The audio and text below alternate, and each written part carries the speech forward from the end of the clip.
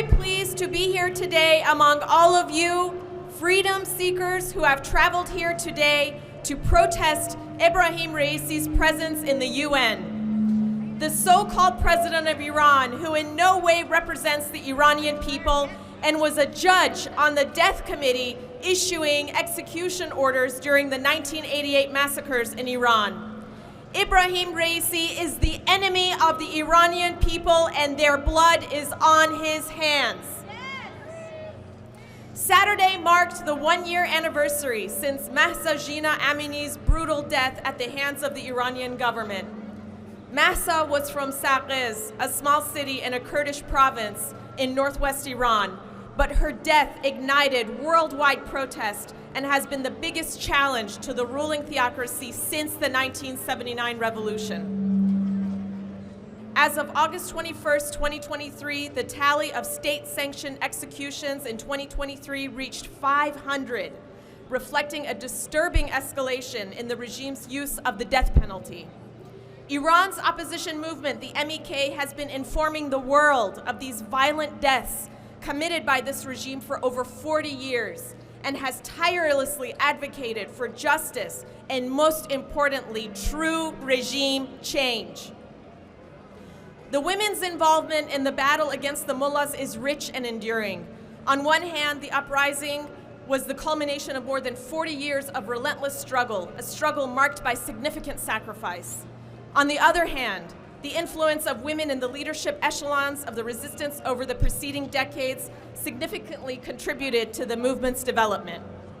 In 1987, 36 years ago, the National Council of Resistance of Iran unanimously adopted a plan for the rights and freedoms of women in Iran.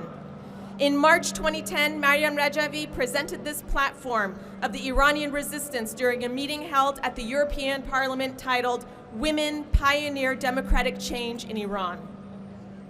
Mrs. Rajavi articulated the goals for the future of Iran, which include abolishing and eliminating all forms of oppression, coercion, discrimination imposed on Iranian women by the regime. The Iran of tomorrow will observe all freedoms and rights of women stipulated in the Universal Declaration of Human Rights, the Convention on the Elimination of All Forms of Discrimination Against Women, and the Declaration on the Elimination of Violence Against Women. I cannot imagine working as an attorney in Iran without laws that protect women's rights and human rights. There would be no basis for me to defend my clients. In today's Iran, the regime discriminates against women and has codified it into law. Their court testimony and inheritance are deemed worth half that of men. Men are automatically given custody of children over the age of 7 in the instance of divorce. The rules on marriage are the most discriminatory. A man can marry up to 4 women at a time, and a woman needs a male guardian's consent either from her father or paternal grandfather to marry.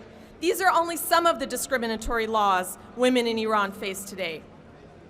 I can, however, envision a future that ensures the complete provision of women's rights and abolishes any unequal and discriminatory practices against them, and rejects any perception that views women as commodities.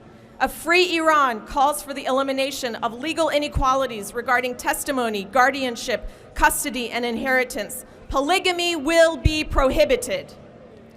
Tomorrow's Iran will prohibit all forms of sexual exploitation of women under any pretext, and a repeal of all customs, laws, and provisions allowing the father, mother, guardian, or anybody else to give away a girl or a woman for marriage or any other reason.